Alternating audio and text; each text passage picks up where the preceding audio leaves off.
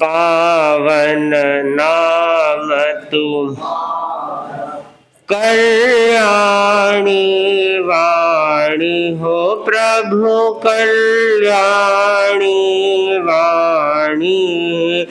रोग शोक दुख दुविधा रोग शोक दुख दुविधा मिटे सकल व्यवधान। ओम जय भिक्षु भग समता शांति सहजता क्षमता थी भारी हो प्रभु क्षमता थी भारी। विमल कमल सा जीवन विमल कमल सा जीवन गुण रत्नों की खान। ओम जय भिक्षु भग एक रात की पीड़ा चिंतन दिश बदली हो प्रभु चिंतन दिश बद। राजनगर पावस में राजनगर पावस किया सत्य संधान। ओम जय भिक्षु भग बगड़ी नगरी तुमने धर्म क्रांति कर दी हो प्रभु धर्म क्रांति कर दी। पहली रात बिताई पहली रात बिता भिक्षु ने शमशान। ओम जय भिक्षु चले चरण तो दृढ़ चित्त संयम रंग रंग हो प्रभु संयम रंग रंग।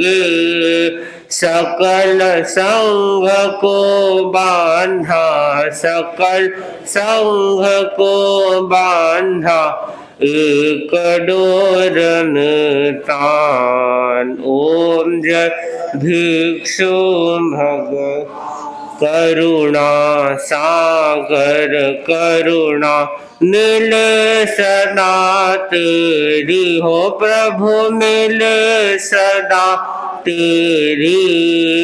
पद चिन्हों पर चलती पद चिन्हों पर चलती रहे शिष्य संतान। ओम जय भिक्षु भगवान। ओम मनुष्य का पदार्पण आज टॉलीगंज क्षेत्र में विहार के क्रम में आज TYP हाउस टॉलीगंज युग परिषद का हॉस्टल में हुआ है, आचार्य तुलसी जैन हॉस्टल में। तो सबसे पहले स्वागत विचारों के साथ TYP के अध्यक्ष अनुज जी भागरेचा जिनेश कुमार जी, मुनिशी परमानंद जी, मुनिशी कुणाल कुमार जी को भावभरा वंदन। यहाँ विराजे सभी टॉलीगंज क्षेत्र के श्रावक समाज, सबको जय जिनेंद्र। मैं इस भारत के पहले आचार्य श्री तुलसी जैन हॉस्टल में मुनिश्री का और आप सबका तहे दिल से स्वागत करता हूँ। ये एक ऐसा हॉस्टल है जो हमारी परिषद ने लिया पूरे श्रावक समाज के मदद से, हेल्प से, और ये सिर्फ युवक परिषद का ही नहीं, पूरे टॉलीगंज श्रावक समाज का एक ठय है जो हम कभी भी यूज़ कर सकते हैं। कहाँ जहाँ भी सुविधा बैठे हम इसको यूज़ कर सकते हैं। और ये एक ऐसी जगह है जो किसी की अपनी नहीं है, हम सबकी है। तो मुनिश्री, ये प्रॉपर टॉलीगंज श्रावक समाज की जगह में आपका स्वागत है। ये किसी का इंडिविजुअल घर नहीं है, इंडिविजुअल कॉम्प्लेक्स नहीं है कि कोई एक परिवार आपका स्वागत करे। हम सब मिल के आपका स्वागत करें। सभा हो, महिला मंडल हो, तयुप हो, सबका मिल के ये एक भवन है।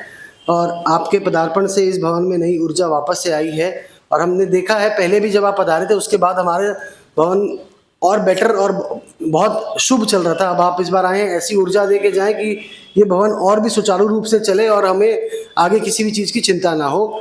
और सबका बहुत बहुत स्वागत है। जय श्री जी, मुंशी कुणाल कुमार जी के चरणों में भाव भरा वंदन। हमारे पूर्व अध्यक्ष सुमित जी कोठारी और अखिल भारतीय तेरापंथी परिषद के कार्यकारिणी सदस्य भी हैं, वर्तमान अध्यक्ष अनुज जी बागरेचा, टॉलीगंज सभा के संगठन मंत्री श्री अजय जी पुगलिया उपस्थित है। मैं इन तीनों की तरफ से मुनिषी के प्रति मंगल कामना करता हूं कि मुनिषी ने जो हमें एक दिन का प्रवास इस TIP हाउस में प्रदान किया है, ये हमारे युवकों में एक नई जागरण आएगी और नई शक्ति का संचार होगा और हमारे युवक कुछ आगे कार्य कर सकेंगे। मुनिषी की विशेष प्रेरणा टॉलीगंज पर कृपा दृष्टि रहती है। मुनिषी के पदार्पण से ही कोलकाता में टॉलीगंज में हमने 4 ज्ञानशालाओं का शुभारंभ किया है। आज मुझे परम हर्ष हो रहा है ये घोषणा करते हुए कि मुनिषी के टॉलीगंज प्रवास में मर्यादा महोत्सव के पावन अवसर पर TIP हाउस में हम एक ज्ञानशाला खोलने का निर्णय लिए हैं। यथासंभव मर्यादा महोत्सव पर उसकी विधिवत चालू हो जाएगी और TIP हाउस में लगभग 12 बच्चों का यहाँ हमारा संपर्क है कि 12 बच्चे यहाँ पर प्रशिक्षण देकर करेंगे। मैं मुनिषी से निवेदन करूँगा कि आप जिस क्षेत्र में भी जा रहे हैं, क्योंकि कुछ परिवार ऐसे हैं जो अपने बच्चों को ज्ञानशाला नहीं भेज रहे हैं, बोलते हैं कि ये क्लास है वो क्लास है, तो लेकिन मैं यही प्रेरणा दूंगा सब क्लास को भी ध्यान में रखते हुए ज्ञानशाला भी एक महत्वपूर्ण कार्यक्रम है और शनिवार को केवल 2 घंटे ये कार्यक्रम चलता है। तो ज्ञानशाला के परिवार से सभी जुड़े, सभी बच्चे जुड़े और बहनें जो प्रशिक्षिका बनना चाहती है वह भी आगे आएँ और तैयारी। मैं पूरे टॉलीगंज श्रावक समाज की ओर से मुनिषी के प्रति कृतज्ञता व्यक्त करता हूँ। आज का विषय है श्रावक के कर्तव्य। उत्तरादेश सूत्र में बहुत सुंदर कहा गया है, संति एगे ही भिक्खु ही गारता संजमुत्तरा गारते ये सव्य ही साहवो संजमुत्तरा। कुछ भिक्षुओं से गृहस्थों का संयम प्रदान होता है, किंतु साधुओं का संयम सब गृहस्थों से प्रदान होता है। भगवती सूत्र में कहा है, चौ वन्ना इन्ने समण संगे। जिन शासन के 4 अंग है, साधु साध्वी श्रावक श्राविका। भगवान महावीर ने 2 प्रकार का धर्म बताया, आगाढ़ धर्म अनगाढ़ धर्म। साधु का धर्म और गृहस्थ का धर्म। सब गृहस्थ साधु बन नहीं सकते हैं, तो गृहस्थ जीवन में रहकर भी अपनी साधना कर सकते हैं। तो जो श्रावक है, श्रावक से तात्पर्य है अहिंसा आदि 12 व्रतों का जो पालन करता है उसे श्रावक कहा गया है। दूसरी परिभाषा है श्रावक जो श्रद्धावान है, विवेक संपन्न है, जो कर्तव्य के प्रति जागरूक है, क्रियाशील है, वह श्रावक होता है। साधु को जितना दर्जा दिया है तो श्रावक का भी दर्जा कम नहीं है। और श्रावक का कर्तव्य क्या होता है कि मैं श्रावक हूँ, इसका बोध हमेशा बना रहे। और श्रावक के कर्तव्य के अंतर्गत बताया गया है, बहुत सुंदर श्लोक में बताया, देवार्चा गुरु शुश्रूषा स्वाध्याय संयमस्तप दान चेती गृहस्थानाम षट कर्मणि दिने दिने। गृहस्थ को हमेशा 6 कर्म करने चाहिए। पहला जो कर्तव्य बताया है देवार्चा, सुबह उठकर पंच परमेष्टि की आराधना करनी चाहिए, अरहत भक्ति करनी चाहिए। जिन शासन में भक्ति का बहुत बड़ा मूल्य है, भक्ति का मतलब बहुमान। और जो व्यक्ति अरहत की भक्ति करता है, पंच परमेष्टि की भक्ति करता है, मनोयोग के साथ तल्लीनता के साथ भक्ति करता है, तो तीर्थंकर नाम गोत्र का भी उपार्जन बंधन किया जा सकता है। तो सुबह उठी सबसे पहले व्यक्ति भजन की बात करे, भोजन की बात नहीं करे। आजकल तो क्या सुबह उठी सबसे पहले टी बोलते हैं, बिस्तर में टी लाओ। कभी कभी ऐसा सुनने में आता है, औरत देरी से उठती है, आदमी जल्दी उठता है, पति जल्दी उठता है, रसोई में जाता है, चाय बनाता है, कप में चाय लेकर कमरे में आता है, लीजिए श्रीमती जी चाय, पीजिए, मैदान में आइए। मतलब ज्ञानी जन कहते हैं पहले भजन। जो व्यक्ति सुबह उठकर प्रभु भक्ति करता है, पंच परमेष्टि की आराधना करता है, उसका मूल्य बढ़ जाता है। ये श्रावक का कर्तव्य है। आपको श्रावकपणा मिला है, मनुष्य का भव मिला है, तेरापन शासन मिला, तो सबसे पहले क्या करना चाहिए? सुबह उठते ही पंच परमेष्टि की आराधना करो। ऐसे देवार्चा मतलब देवा की पूजा करो। यहाँ देव का मतलब है अरिहंत। हमारे देव कौन है? अरिहंत। और पूजा दो प्रकार की होती है, एक द्रव्य पूजा, भाव पूजा। हमारी परंपरा क्या है? भाव पूजा की। गुणोत्कीर्तन, पंच परमेष्टि का सुमिरन करो, नौका मंत्र का सुमिरन करो, आचार्यों की स्तुति करो, तीर्थंकरों की स्तुति करो, जिससे आपके जन्म जन्मांतर के कर्म क्षय होंगे। दूसरा जो बताया गुरु शुश्रूषा, हमेशा गुरु की सेवा करो। गुरु सब जगह नहीं होते हैं और गुरु सब क्षेत्रों में नहीं पधार सकते हैं, लेकिन गुरु के जो प्रतिनिधि जहां भी पधारते हैं उनकी सेवा करो। क्यों? हम गुरु के प्रतिनिधि है, गुरु के प्रतिनिधि है, तो इसलिए श्रावकों का कर्तव्य है गुरु की सेवा करना और गुरु के प्रतिनिधियों की सेवा करना। और हम सब सौभाग्यशाली है कि हमें ये दिन शासन मिला है, तेरापन धर्म संघ मिला है और आचार्य महासमन जी जैसे गुरु मिले हैं और ऐसे दुर्लभ गुरु मिले हैं। इनकी जो सन्निधि में रहता है, इनकी जो सेवा करता है, इनकी जो उपासना करता है, तो वो बहुत बड़ा खजाना प्राप्त कर सकता है और वो ज्ञान दर्शन चारित्र तत्व के क्षेत्र में आगे बढ़ सकता है और मानसिक बीमारियों से मुक्त होकर परम समाधि को प्राप्त हो सकता है। तो गुरु की सेवा बहुत बड़ी सेवा है। हमेशा भावना भाव मैं गुरु की सन्निधि में रहूं, गुरु की सेवा करूं।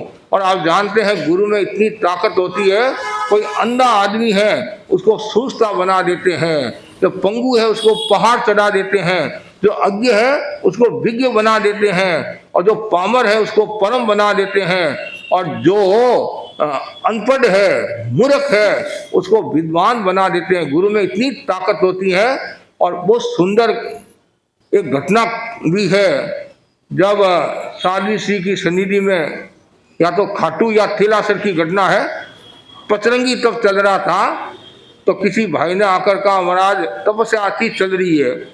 तो साध्वी जी ने कहा गुरु की कृपा है। साध्वी जी ने कहा गुरु की कृपा है। तो श्रावक था, गृहस्थ था, वो मुंह फटता, वो बोला इसमें गुरु की क्या कृपा, भूखे तो हम मरे, प्रेरणा आप दे रहे, तो गुरु की क्या कृपा हुई? साध्वी श्री ने कहा कुछ भी हो, हमारे तो गुरु की कृपा है और गुरु की कृपा से ही सब काम संभव है। नहीं नहीं नहीं, ये कुछ नहीं है, कोई गुरु की कृपा नहीं है, हम भूखे मरे, आप प्रेरणा दे रहे हैं, इसमें गुरु क्या करे हैं? ठीक है, साध्वी श्री और ज्यादा क्या बोले, जहां अवसर होता है तो बोल देते, नहीं तो मौन रखते हैं, मौन रखते हैं। तो योग ऐसा हुआ, बढ़िया पतंगी चल रही थी, शाम को समाचार आते हैं कि लोगों की तकलीफ होगी, पेशाब की कुछ लोगों की समस्या होगी कि महाराज पतंगी पूरी होना मुश्किल लग रहा है, मुश्किल लग रहा है। तो साध्वी सिंह का सुबह तो सब ठीक थे, एकदम बराबर चल रही, क्या बात है, हुआ क्या? फिर साध्वी सिंह ने चिंतन किया, कौन हो, हमने गुरु की आराधना की है, इसलिए सबसे पहले गुरु से खमत खावड़ा करो। आपको आश्चर्य होगा, गुरु से खमत खावड़ा किया और पचरंगी सानंद संपन्न होगी। तो गुरु में कितनी ताकत होती है। गुरु के दो बोल, गुरु की प्रेरणा व्यक्ति को कहां से कहां पहुंचा देती है। जब कालुगुणी राज विदासन में विराज रहे थे, विदासन में विराज रहे थे, तो संतों में पचरंगी हुई, संतों में पचरंगी हुई। तो एक टेला घट रहा था, उसमें मुनि शुक्लाल जी स्वामी घोर तपस्वी थे, वो संतों को प्रेरणा दे रहे थे। तो एक तेला घट रहा था, उन्होंने मुनि कुंदन मल्ली स्वामी को कहा कि आप एक तेला कर लो, तुम्हारी पचरंगी पूरी हो जाएगी। तो कुंदन मल्ली स्वामी थोड़े मुंह फटते, वो बोले तुम्हारी पचरंगी काट टूटी हो, आज ही टूटे है, और कालुगुणी उपवास करे तो मैं उपवास करूंगा, इतना और कह दिया। और ज्यादा तो क्या कहे, कालुगुणी के पास आए, कालुगुणी को निवेदन किया, गुरुदेव पचरंगी बढ़िया चल रही है, एक टेला घट रहा है। तो कालुगुणी ने कहा मैं कर लूंगा, कि नहीं आप नहीं।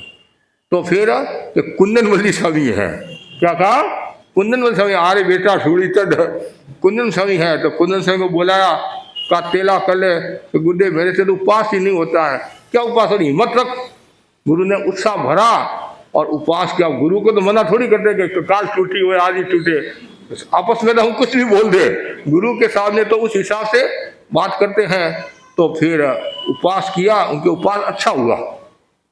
तो उनके भाई थे मुनि चौथमली स्वामी, उनको कहा चौथू बेला कर लूँ, आपको करना है, बेला कर लिया, कि तेला करूँ, आपको करना, तेला कर लिया। उपवास हो गया, बेला हो गया, तेला हो गया, 28 होगी, 8 हो गए, 10 हो गए, 15 हो गए, 20 हो गए, 25 हो गए, 30 हो गए, और उन्होंने 33 दिन की तपस्या की।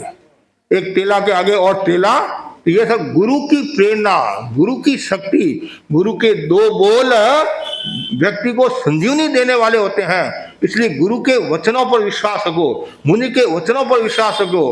कभी कभी क्या होता है, वचनों पर विश्वास ही होता है तो फिर वो मांस कमल भी चला जाता है, मांस कमल भी चला जाता है, तपस्या भी चली जाती है, और बाद में पश्चाताप करते, महाराज आपने मेरे को खूब कहा और मैं कर लेती तो मेरे मांस कमल हो जाता। कभी कभी लास्ट 21 तक आगे, 22 तक आगे, और थोड़ा सा दर्द हुआ या थोड़ा सिर दर्द हुआ और किसी ने कह दिया पार ना कर ले, बस पार ना हो गया। उस समय यदि संतों के वचनों पर ध्यान देता है तो मास कमन पूरा हो जाता। क्यों? संतों की साधना होती है, संतों का त्याग होता है, उनकी साधना बोलती है। और संत ऐसे नहीं बोलते हैं, द्रव्य क्षेत्र काल भाव के ज्ञाता होते हैं और वो समझ कर ही बात करते हैं। ऐसे भावावेश में आकर नहीं, कि सबको नहीं कहते तू मास कमन कर ले, मास कमन कर ले, ऐसे तो मजाक हो जाती है, मजाक हो जाती है। जिसमें जो योग्यता होती है, अवसर होता है, तभी कहते हैं। इसलिए गुरु की सेवा करो, मतलब गुरु में इतनी ताकत होती है जिनकी हम कल्पना नहीं कर सकते हैं। कोई व्यक्ति अस्वस्थ है, बीमार है, उनको गुरु ठीक कर लेते हैं। ऐसे अनेक उदाहरण हमारे ग्रंथों में भी आते हैं और व्यवहार के धरातल पर भी हम सुनते हैं कि गुरु में कितनी ताकत है।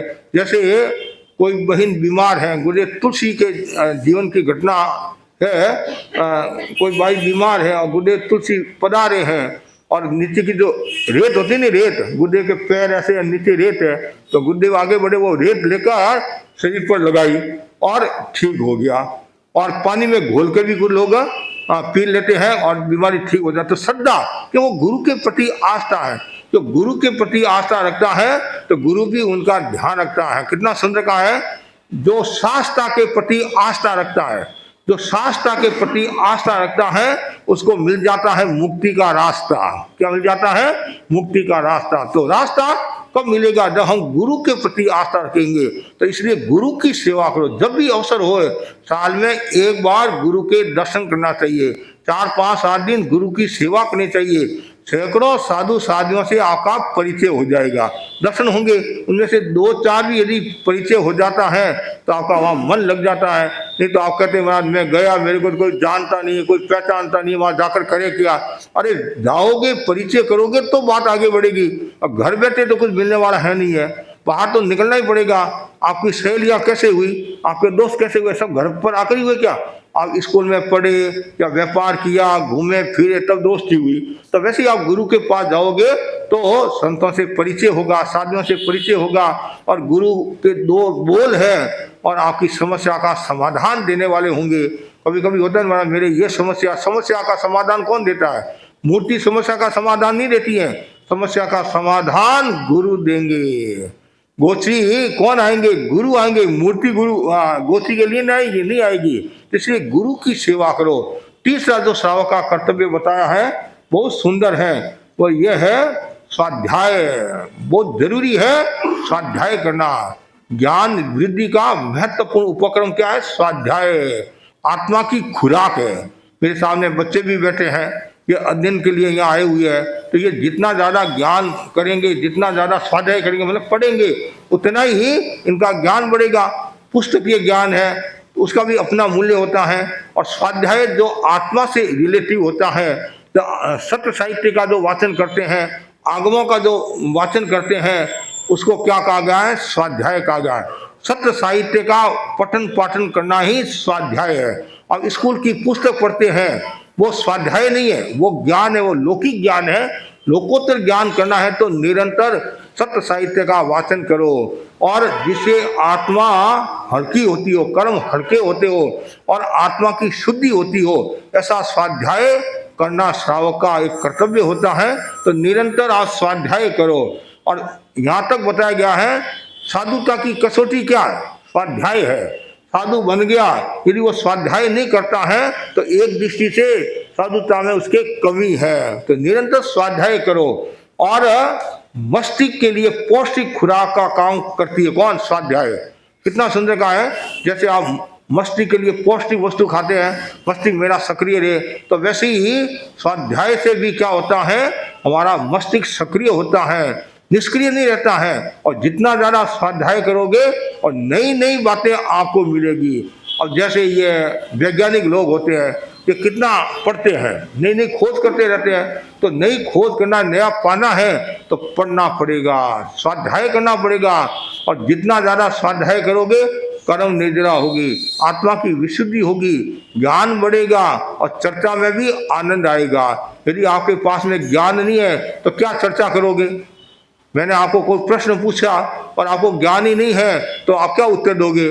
2-4 बार मैं प्रश्न पूछूंगा तो 5वीं बार आना ही बंद कर लोगे। क्यों बंद कर लोगे? कि मेरी हल्की लगेगी, हल्की लगेगी। एक जगह हमने प्रवचन किया, वहाँ चातुर्मास किया, तो सुबह में प्रवचन करता और शाम को प्रश्न पूछता। परिणाम यह आया, रात का व्याख्यान बंद हो गया, रात का व्याख्यान बंद हो गया। मैंने कहा ये क्या हुआ, 8 दिन तक व्याख्यान बंद नहीं हुआ। और जहां मैंने चातुर्मास किया, अधिकांश मेरे चौकड़े के और मेरे गांव के लोग थे, मेरे गांव के और चौकड़े के लोग थे। तो मैं ये तो और मुश्किल होगी। बात क्या है, गुरुदेव की कृपा से इतने वर्ष हो गए व्याख्यान देते, कभी बंद नहीं होता है। और कोई नहीं आए वो अलग बात है, मतलब चलता व्याख्यान बंद होना तो थोड़ा सा रूप दूसरा हो जाता है। फिर मैंने खोज की, खोज करते करते भाई ने कहा, महाराज आप प्रश्न पूछते हो, उत्तर हमारे को आता नहीं है, माथा नीचे करना पड़ता है। तो हमने आना ही बंद कर लिया कि भाई ने उत्तर देती है और हमारी हल्की लगती है, ऐसी बात है। आप आओगे, एक बार उत्तर नहीं आएगा, 2 बार नहीं आएगा, फिर आपके मन में ललक जगेगी, मुझे भी अध्ययन करना है।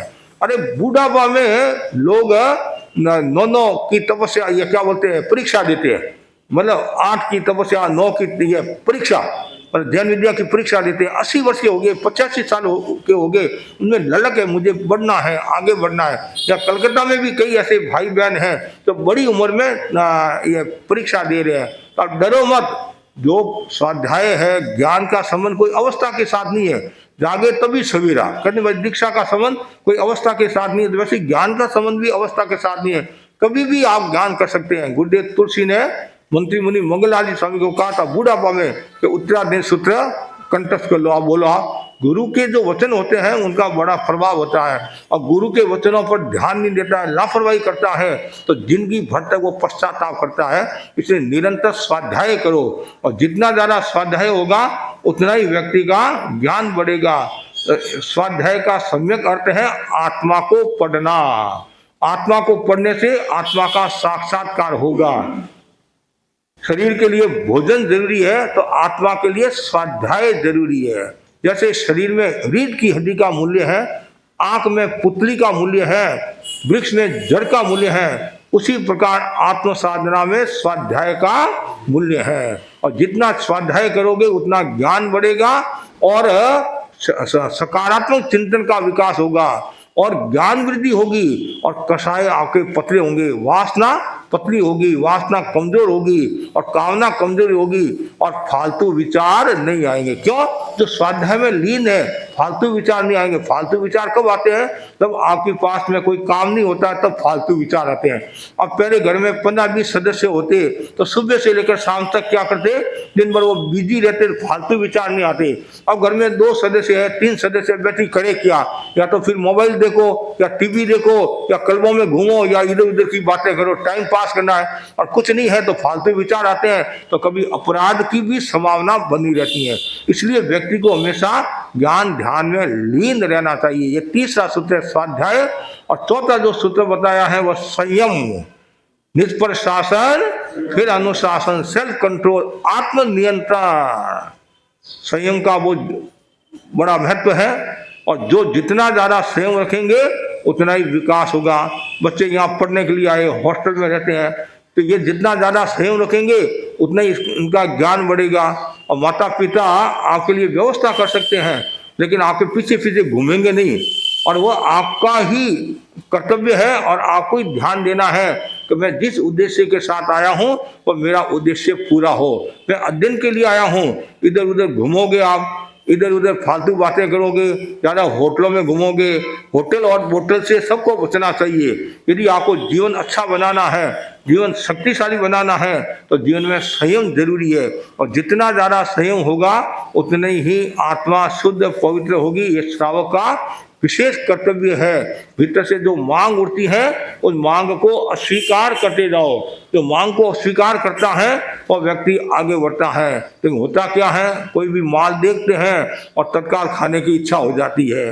अब जानते हैं मेरे बीमारी है, मेरे बीपी है, मेरे शुगर है, हार्ट की तकलीफ है, डॉक्टर ने कहा ये नहीं खाना, ये नहीं खाना, ये नहीं खाना, तो फिर क्या कहते हैं, मेरा मरना तो है ही है, तो फिर भूखे क्यों मरे, खा खा कर ही मरे, नहीं मरना तो है ही है, एक दिन जाना तो है ही है। दुनिया में शाश्वत तो कोई है ही नहीं है।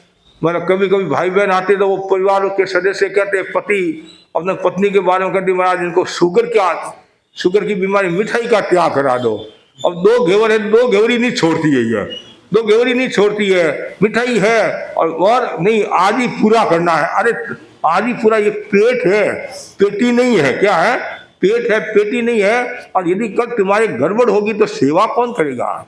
क्यों? घर में महिला प्रमुख होती है। घर के कार्य को संभालने वाली, देखो आदमी का मूल्य है, उससे ज्यादा कई बातों में महिला का मूल्य होता है। घर को संभालना, बच्चों की परवरिश करना, सेवा करना, लेन देन में आदि में महिला की महत्वपूर्ण भूमिका रहती है।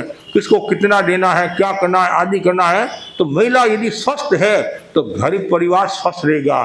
तो महिला स्वस्थ नहीं है तो घर परिवार अस्वस्थ हो सकता है। इसका मतलब यह नहीं कि आदमी अस्वस्थ होना, सबको स्वस्थ रहना है, लेकिन महिला को विशेष सावधानी रखनी चाहिए। क्यों? देखो एक महिला 10 बच्चों की परवरिश कर सकती है, एक माँ, तो 10 बच्चे मिलकर एक माँ की परवरिश नहीं कर सकते हैं। इसलिए महिला संस्कारी, सच्चरित्र वाली, स्वस्थ होगी उतना ही अच्छा होगा। तो इसलिए महिलाओं को आदि को खाने पीने का संयम रखना चाहिए। और बीमारी है तो बीमारी में विशेष सावधानी रखनी चाहिए। ये खाना, ये नहीं खाना, इसका पूरा विवेक होना चाहिए। हमारे गुरुदेव भी बार बार फरमाते हैं कि संयम रखो। हर चीज का जितना ज्यादा संयम होगा, साधु हो तो साधु के लिए तो संयम जरूरी है। साधु के लिए तो क्यों, हम जितने ज्यादा संयमी होंगे, जितने त्यागी होंगे, उतनी हमारी साधना पवित्र होगी, साधना अच्छी होगी। इसलिए श्रावक के लिए भी जरूरी है।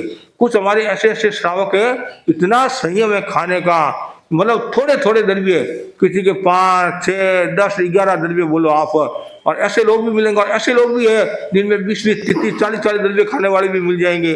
कहीं भी माल मिलता है और पेट अपना है, माल पड़ा है तो पेट तो अपना नहीं, तो पेट का ध्यान रखना चाहिए। और गड़बड़ होगी फिर क्या होगा?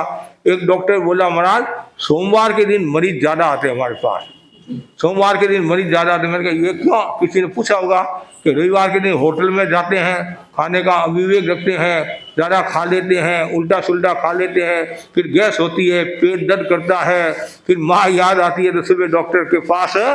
तो इसलिए वो सोमवार के दिन हमारे मरीज, और यदि खाने का संयम रखोगे ना, होटल और बोतल से जो बचेगा तो काफ़ी चीज़ों से वह बच जाएगा, अनर्थ से बच जाएगा, असंयम से बच जाएगा, और फिजूल खर्ची से भी बच जाएगा। आज वर्तमान में फिजूल खर्ची हो रही है, इसका कारण क्या है? असंयम। पतन का कारण भी असंयम है। आज पतन जो हो रहा है उसका कारण असंयम है। मन में जो आया ये कर लो, मन का असंयम, वचन का असंयम, काया का असंयम। इसलिए श्रावक को यदि अपनी साधना में आगे बढ़ना है, श्रावक का जो कर्तव्य, दैनिक जो कर्तव्य है, उनमें एक कर्तव्य है संयम। और उसके बाद में 5वां जो सूत्र बताया है वह तप है। तपस्या करना, करे तपस्या मिटे समस्या। बार बार हम कहते हैं तपस्या करो, तपस्या करो, तपस्या करो। और तपस्या में बहुत बड़ी शक्ति है। तपस्या करने वाला व्यक्ति अपूर्व निर्जरा को प्राप्त होता है, शक्ति को प्राप्त होता है, संपदा को प्राप्त होता है, लब्धि को प्राप्त होता है। और देवता भी उनकी सेवा में रहते हैं, और तन भी हल्का रहता है, और मन भी हल्का रहता है, भाव भी अच्छे रहते हैं, और घर में भी शांति रहती है। घर में अशांति का एक कारण यही है, खाने का असंयम होता है तो अशांति हो जाती है। जैसे घर में भिंडी बनाई है तो भिंडी तो टुकड़े तो 4 है, 4 आँख की भिंडी समझ लीजिए है, और खाने वाले 3 हैं, तो कभी कभी समस्या आ जाती है कि मैं खाऊंगा, असंयम होता है, उस असंयम में कभी समस्या आ जाती है। इसलिए संयम जरूरी है। और तपस्या, जितनी ज़्यादा तपस्या होगी उतना ही जीवन में निखार आएगा, जीवन स्वर्णमय होगा। जैसे अब तपस्या कब होगी, जब आप संयम रखोगे तो तपस्या होगी। कुछ लोग ऐसे हैं, मतलब इतनी चाय पीते, एक भाई के बारे में बताया 27 बार चाय पीता दिन की, कितनी है, कुआ है बावड़ी है पता नहीं, 27 बार चाय पीता। बोलो आप इसका क्या परिणाम आएगा। और फिर क्या, मेरा चाय नशा नहीं है, ये तो रूटीन है। अरे कोई भी ज्यादा चीज का सेवन करोगे तो रोटी भी नशा है, समझे नहीं, ज्यादा रोटी खाओगे तो रोटी भी नशा है। पूछा कितनी रोटी खाता हूँ, मैं थोड़ी सी खाता हूँ, मात्र 15 रोटियां खाता हूँ, और 15 रोटियां और 4 बाजरे की रोटी और 2 ये मक्का की रोटी खाता हूँ, और थोड़ा सा दाल चावल खा लेता हूँ, फिर ऊपर राबड़ी पी लेता हूँ, और फिर थोड़ी छाछ पी लेता हूँ, और ज्यादा नहीं खाता हूँ। और क्या माता खाएगा क्या। आदमी ऊपर से और ठोला मारता है, ऊपर से और सफाई देता, महाराज ज्यादा नहीं खाता, मैं तो ठीक है लोगों का मन रखने के लिए खाता हूँ, लोगों का मन रखने के लिए खाता हूँ। लोगों का मन मत रख, तुम्हारी आत्मा का ध्यान रख। इसलिए संयम कब होगा, जब इंद्रिय और मन को अवश्य में रखोगे तो संयम होगा, और संयम होगा तभी तपस्या होगी। हमारे अनेक ऐसे साधु साधु हुए, कितनी तपस्या की, आपने नाम सुना होगा साधु झुमा जी का, जिन्होंने 6 बार 6 मासी तपस्या की। एक बार साधु दीपा जी आमेट में विराजी, कहाँ विराजी, आमेट में, मेवाड़ में आमेट गांव है, और ये विक्रम संवत 1914 की घटना, विक्रम संवत देहाचार्य के शासनकाल की घटना है। और साधु श्री विराजे थे आमेट में, एक भाई आया और बोला हमारा घी की कृपा कराओ। क्या कहा, घी की कृपा कराओ। तो साधु श्री ने पात्र रखा, मैं थोड़ा सा बढ़ा दे, लेकिन वो भी भाई होशियार था, पूरा का पूरा पात्र भर के रवाना हो गया और भाग गया। तो साधु सिंह का शाम का समय इतना घी, और साधु ने कहा भाई घी उठाओ, फेंकता तो है नहीं है, उठाओ घी। तो सामग्री मंगाई और घी उठा लिया।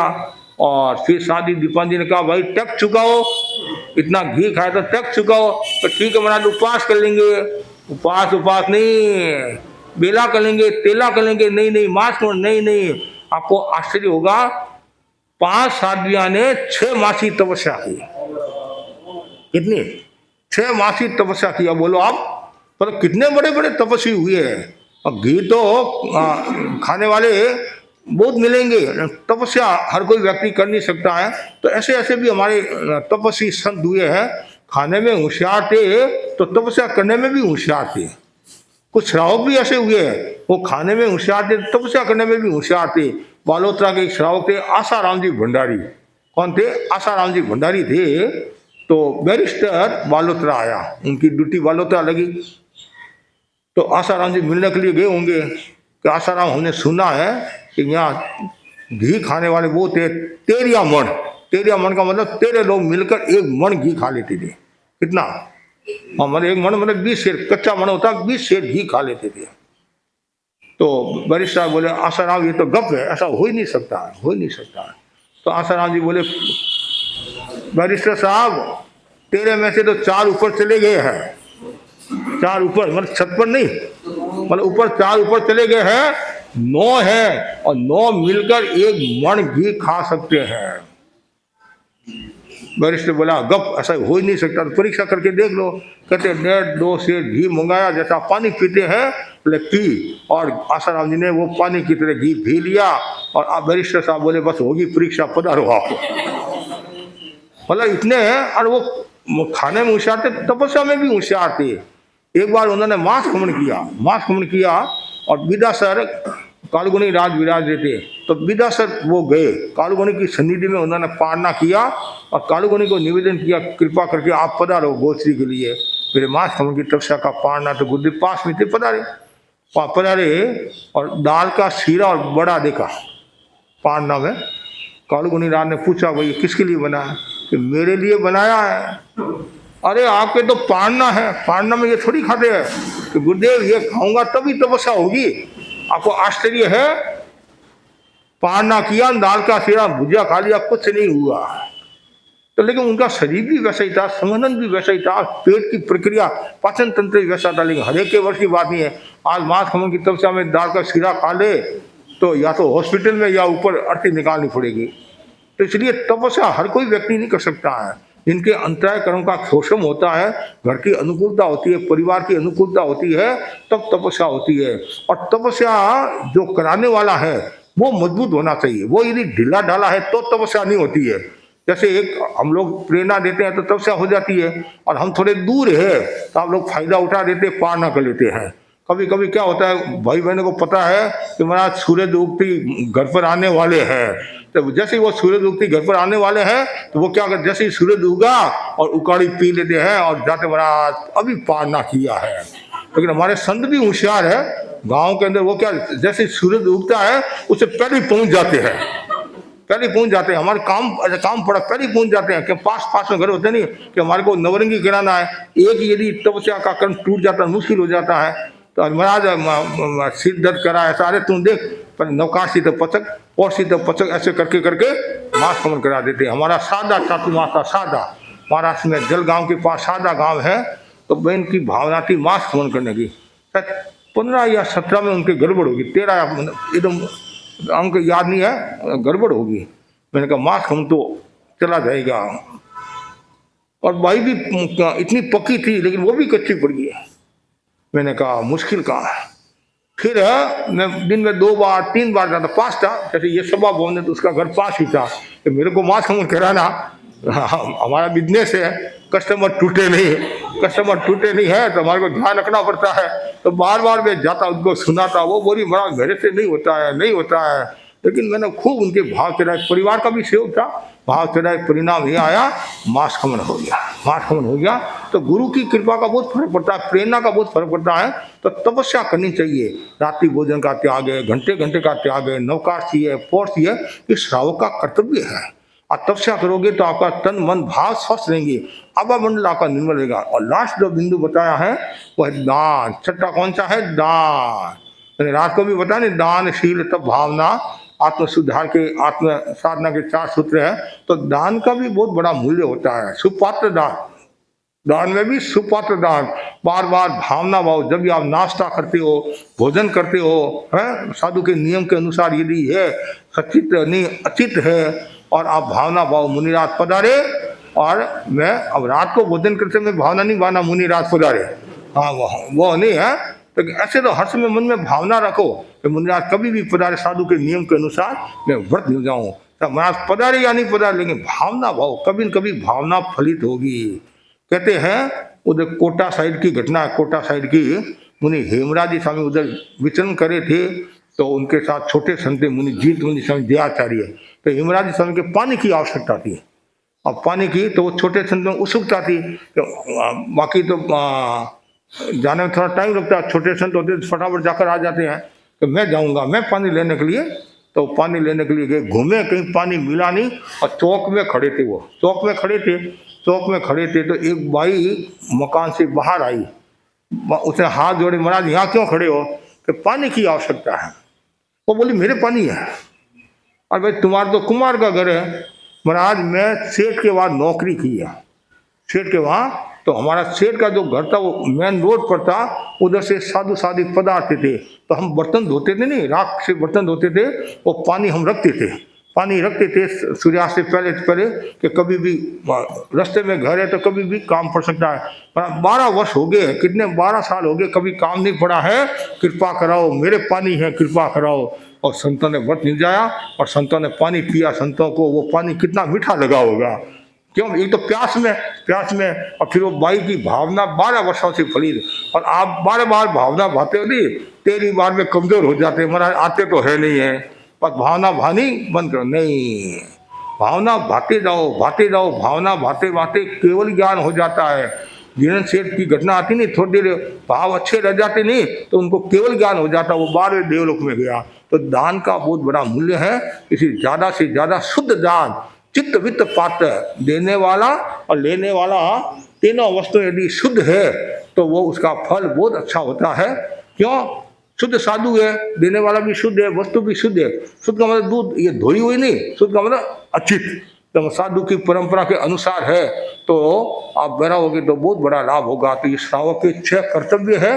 इन श्रावकों की जो 6 कर्तव्य की आराधना करता है वो श्रावक श्रेष्ठ श्रावक कहलाता है। ऐसा कहा जाता है कुछ श्रावक साधुओं से भी ऊंचे होते हैं, ऐसा भी है। लेकिन यहाँ वापिस बताया गया है कि ज़्यादातर गृहस्थ साधुओं से सामान्य होते हैं, साधुओं से सामान्य होते हैं। क्यों? साधुओं की चर्या का एक अलग प्रभाव होता है, त्याग का अलग प्रभाव होता है। तो बस मैं इतना ही आपको कहना चाहता हूँ, जितने भी आप भाई बहन बैठे हैं वे सब श्रावक धर्म की आराधना करें। लेकिन उससे पहले मैं ये कहना चाहूँगा, साधु धर्म की आराधना का लक्ष्य रखें। साधु नहीं बन सकते हैं फिर श्रावक धर्म की आराधना करें। ये ध्यान में रखने की बात है। भावना भाव श्रावक के जो 3 मनोरथ है नहीं, पहला मनोरथ कौन सा है? तो हाँ, गृह जीवन छोड़ के मैं साधु बनूं, संथारा सलेखना दीक्षा, ये जो है तो भावना भाव आज नहीं कल आपकी भावना फलीभूत होगी। तो बस आज हम यहाँ आए हैं तो सभी के प्रति खूब आध्यात्मिक मंगल कामना और खूब दिन शासन की प्रभावना करो, आत्मा की आराधना करो। इसी आशा के साथ ओम आरहम। तीसरी बार हम यहाँ आए हैं। पहली बार हम यहाँ रुके थे, नीचे व्याख्यान दिया था सुबह का, और शाम को ऊपर व्याख्यान दिया था। दूसरी बार में एकदम नीचे थोड़ी देर रुके थे फिर चले गए थे।